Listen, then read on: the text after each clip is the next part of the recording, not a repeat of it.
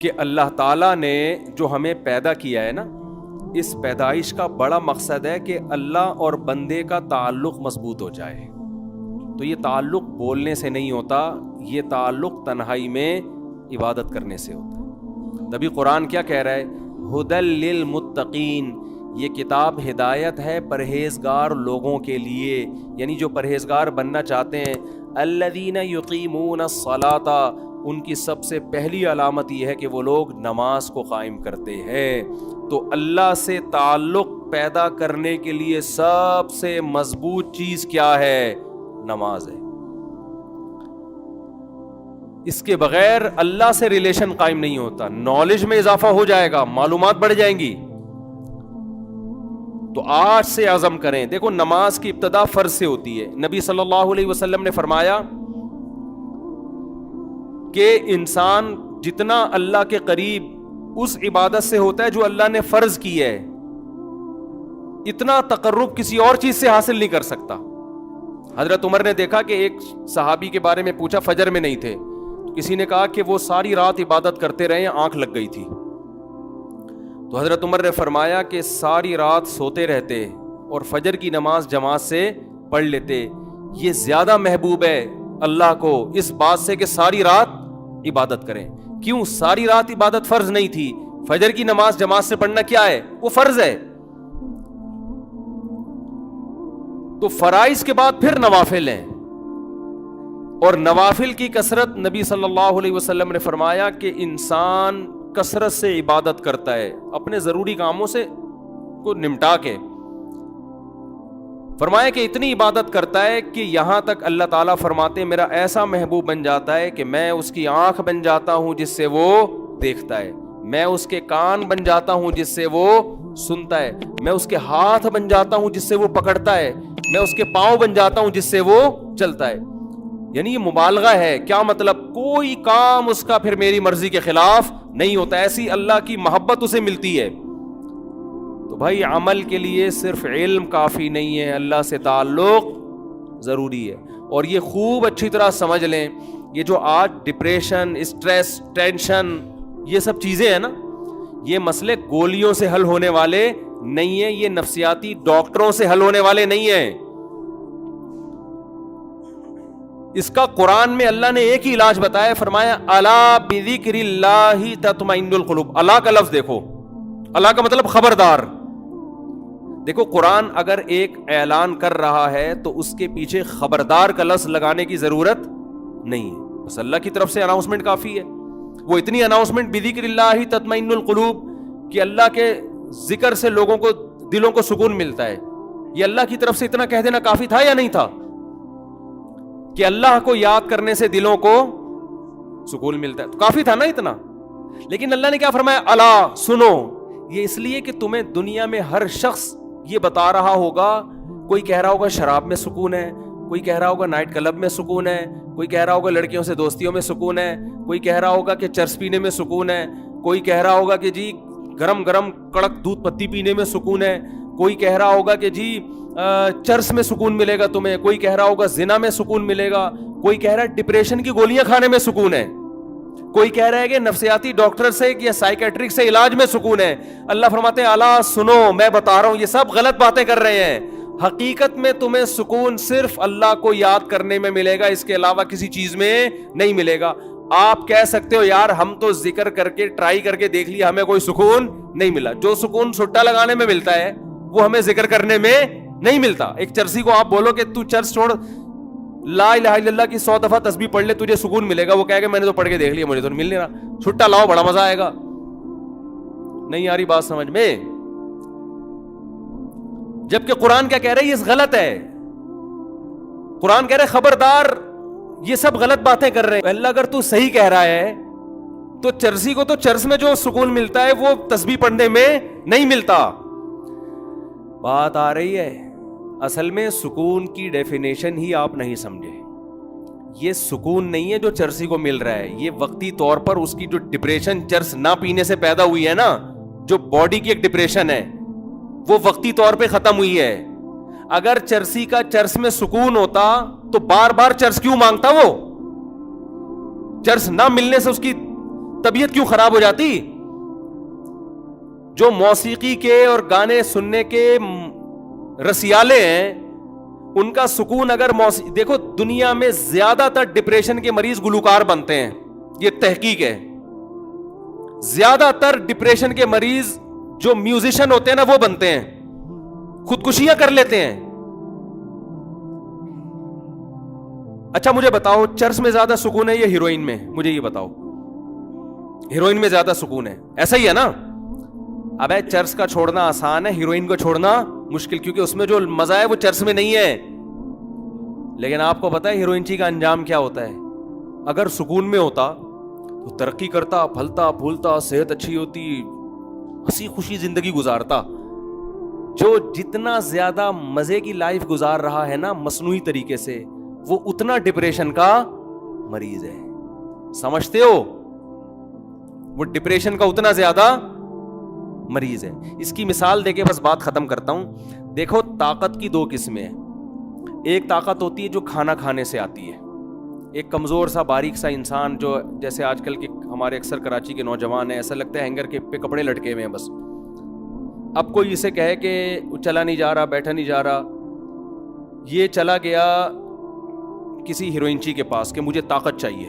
اس نے ہیروئن کا ایک ٹیکا لگا دیا، یہ اچھلے گا نا، چھلانگے مارے گا، کودے گا، ایک دم پاور آ جائے گی، آپ کی بتی سی پھاڑ دی اس نے. کیا مطلب؟ کیا طاقت آ گئی ہے اس میں؟ بولتے کیوں نہیں بھائی یہ طاقت نہیں ہے، یہ وقتی ہے، ایک وقتی اس بلڈ کے سرکولیشن کو ایک چیز نے تیز کر دیا. اور یہ چلا گیا کسی ڈاکٹر حکیم کے پاس، حکیم صاحب میں چاہتا ہوں میرے جسم میں طاقت آ جائے. تو حکیم اس کو ڈائٹ پلان لکھ کے دے رہا ہے کہ جم جاؤ، تنکے کے دونوں طرف بٹن لگاؤ، روزانہ اٹھایا کرو. تھوڑے دنوں بعد وہ قمیض کے بٹن ہٹا کے شیروانی کے بٹن لگا دو، پھر ہوتے ہوتے وہ 2 بٹن، اس کے بعد پھر 1 کلو کا ویٹ، پھر ایک دن آئے گا ایسے ویٹ اٹھاؤ گے. اور اس دوران یہ پلان، اتنے انڈے کھانے، اتنی روٹیاں کھانی ہے. اب وہ کہہ رہا ہے یار اس دن چرسی نے ٹیکا لگایا تھا، میں زبردست طاقت آ گئی تھی میری باڈی میں. اور یہ جو ڈاکٹر صاحب بتا رہے ہیں آج میں جم گیا تو جانے کے بعد بجائے طاقت آنے کے میں تو بالکل ہی پڑ گیا زمین پہ. 2 دن تو مجھ سے بستر پہ، میں نے تو پینوڈل کھائی ہے بھائی. اور یہ جو اس نے مرغے شرغے بولے تھے وہ میں نے کھائے، میرا تو پیٹ خراب ہو گیا. تو ڈاکٹر کیا بولے گا؟ اب وہ طاقت نہیں ہے، وہ چرسی نے چرس کا ایک ٹیکا لگا دیا تجھ میں جو تو 2 منٹ اچھل رہا ہے. وہ تھوڑے دنوں میں جتنا ہے نا، ابھی تو ہینگر پہ کپڑے نظر آ رہے ہیں، ہینگر بھی غائب ہو جائے گا تھوڑے دنوں میں، صرف کرتا شلوار رہ جائے گا. تو نظر نہیں آئے گا، تو محسوس ہوگا لوگوں کو، حقیقت محسوس ہوگا کہ کوئی بندہ تھا، رہے گا نہیں تو. اور میں جو طریقہ بتا رہا ہوں نا، اس میں وقتی طور پر تو بور ہو رہا ہے، درد بھی ہو رہا ہے، پین بھی ہو رہا ہے، ذرا کر کے دیکھ. 1-2 سال کے بعد دیکھنا، آج تو بٹن اٹھا رہا ہے، ٹھیک ہے نا، 1-2 سال کے بعد دیکھنا تیری قمیضیں پھٹنے لگیں گی. لوگ بولیں گے کرتا شلوار تھا، اب نہیں ہے، اب بندہ ہے، کرتا پتہ نہیں کہاں گیا اس کا. تو یاد رکھو اللہ کے ذکر سے جو سکون ملتا ہے وہ ایسا نہیں ہوتا کہ آج بیٹھ گئے آپ نے، آج ایک تسبیح پڑھ لی، آج نماز پڑھ لی. کنٹینیو ایک کام کریں، یہ نیچر ہے، انسان کی فطرت ہے رب کی عبادت کرنا. اس ٹریک پر جب آئے گا تو آہستہ آہستہ آہستہ آہستہ اس کا دماغ فریش ہو جائے گا، آہستہ آہستہ وہ سکون میں جائے گا. اور یہ جو سکون ہے نا، موسیقی کا سکون، ایک فلم دیکھ لی، ایک ڈرامہ دیکھ لیا، کوئی فوج فلم دیکھ لی اور جناب کوئی سٹا لگا لیا، یہ سکون برباد کرنے والی چیزیں ہیں. جیسے چرسی اور ہیروئنچی کو ٹیکا لگا دیا آپ نے. تو قرآن اس لیے کہہ رہے الا بذکر اللہ تطمئن القلوب، دلوں کو سکون اللہ کے ذکر، اللہ کی یاد کے علاوہ کسی چیز میں نہیں ملتا. کر کے تو دیکھو، ایسا نہیں ہوگا کہ آج تسبیح پڑھ لی تو ایک دم فٹ فاٹ ہو گئے، ٹھیک ہے نا. اللہ سے دل لگاؤ، کیونکہ دلوں پہ طاقت کس کی ہے؟ اللہ کی ہے. تو وہاں سے موٹیویشن ملے گی آپ کو. وہ سب اپنے آپ کو حوالے کر دو اس کے. انگریزوں نے بڑی تحقیقات کی. ہمارے ایک ریلیٹو ہیں امریکہ میں، انہوں نے کہا کہ گورے کہتے ہیں کہ یار یہ مسلمان قیدی جب جیل میں ہوتے ہیں نا، اکثر ڈپریشن میں نہیں جاتے. یہ پہلے زمانے کے قیدیوں کی بات ہے. اور جو غیر مسلم ہوتے ہیں وہ خودکشیوں پہ آ جاتے ہیں. انہوں نے کہا کہ وجہ اس کی ہے کہ مسلمانوں کے اپنے جیل کے اندر معمولات شروع، کوئی قرآن حفظ کر رہا ہے، کوئی تہجد پڑھ رہا ہے، کوئی جناب کوئی تسبیح کر رہا ہے، صحیح ہے نا، یہ اللہ اللہ کرنے میں لگ جاتے ہیں اس میں. دیکھو جو چیز آپ کو تنہائی میں سکون نہ دینا, جس آدمی کو ہر وقت لوگوں کا مجمع چاہیے سکون کے لیے, تو سمجھ لو کہ یہ آرٹیفیشل سکون ہے. ہم نے اہل اللہ کو دیکھا ہے اکیلے میں سکون سے بیٹھے ہوئے ہیں, جو کہ آج کل کوئی بھی نہیں بیٹھ. اکیلے میں سکون جب ہوتا ہے جب آپ اللہ سے دل لگا لو. تبھی تو حدیث میں آتا ہے نا, قرآن قبر کی وحشت کو دور کرے گا. کیوں؟ آپ دنیا میں تنہا تھے, اکیلے تھے, آپ نے قرآن سے دوستی لگا لی, تلاوت کرتے تھے آپ. سعودی عرب کے بڑے عالم تھے شیخ بن باز رحمہ اللہ تعالیٰ, ان کے بارے میں سنا کہ اتنا زیادہ ذکر کرتے تھے کہ بیت الخلاء میں جب جاتے تو زبان کو دانتوں سے بند کر لیتے تھے, کیونکہ وہ آٹومیٹک ذکر ہوتا تھا. یہی بات یہاں بر صغیر کے ایک عالم گزرے, قاری فتح محمد رحمہ اللہ تعالیٰ, ہمارے شیخ مفتی رشید احمد صاحب کے خلیفہ تھے. وہ قرآن کی تلاوت اتنی زیادہ کرتے تھے کہ جب بیت الخلاء یا واش روم جاتے تو زبان کو دانتوں سے دبا لیتے, کیونکہ آٹومیٹک ان کی زبان پہ تلاوت شروع ہو جاتی.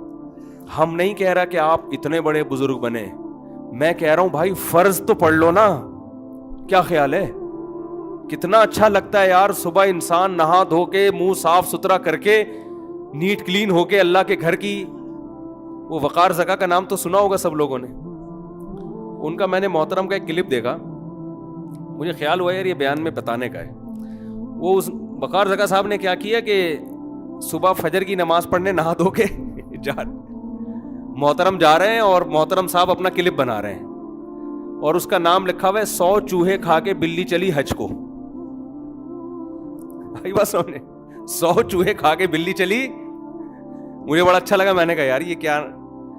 تو وقار زکا صاحب نے کہا کہ دیکھو ٹھیک ہے, ہم 100 چوہے ہم نے کھائے ہیں دن بھر میں, لیکن ایک کام ہم اچھا کر رہے ہیں. تو یار چلو بلی حج کو جا رہی ہے تو 100 چوہے کھا کے اگر اس نے غلط کیا تو حج کرنے کے لیے یہ کام تو اچھا کیا نا.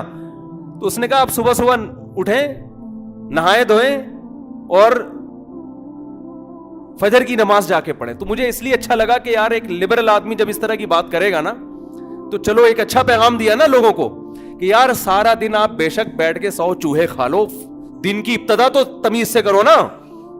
میں نہیں کہہ رہا کہ وہ 100 چوہے کھانے والی بات صحیح ہے غلط ہے, اس بحث میں میں نہیں پڑھ رہا, کسی کی شخصیت پہ میں نہیں جاتا کہ کون صحیح ہے کون غلط ہے, لیکن میسج بڑا اچھا دے دیا. میں نے بڑی رپلائی کیا, میں نے کہا یار یہ میسج بڑا خاندانی دیا. بہت سے لوگوں کو شاید اس سے خیال ہو کہ یار دن بھر جو مرضی بدماشیاں کریں, دن کی ابتدا تو کم از کم تمیز سے ہو جائے نا.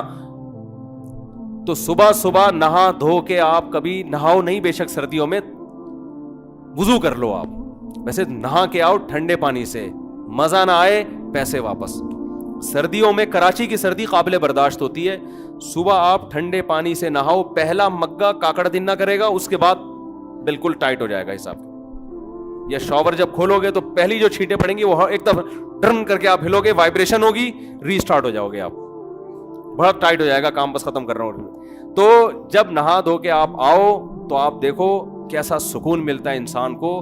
ہماری عبادت جو اسلام نے رکھی ہے نا اس میں طہارت رکھ دی ہے, اس طہارت سے اس عبادت کا مزہ دگنا ہو گیا ہے. اگر اسلام میں یہ وضو نہ ہوتا, یا اسلام میں نماز کے لیے استنجا نہ ہوتا اور مسواک نہ ہوتی, دانت صاف کرنے نہ ہوتے, تو پھر نماز کا آدھا مزہ تو خراب ہو جاتا. وضو میں تکلیف ہوتی ہے انسان کو, لیکن یہ وضو انسان کو فریش کر دیتی ہے.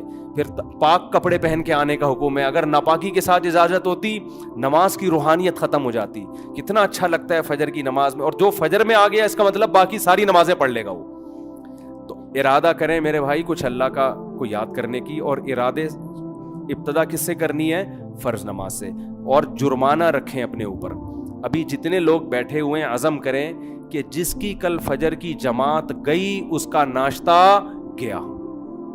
ناشتہ اسی دن کرنا ہے جس دن فجر کی نماز جماعت سے پڑھنی ہے. جب تک سزا نہیں دیں گے اپنے آپ کو, انسان کو موٹیویشن نہیں ملتی, انسان کا بچہ بولو نہیں بنتا. سمجھتے ہو؟ اللہ عمل کی توفیق عطا فرمائے.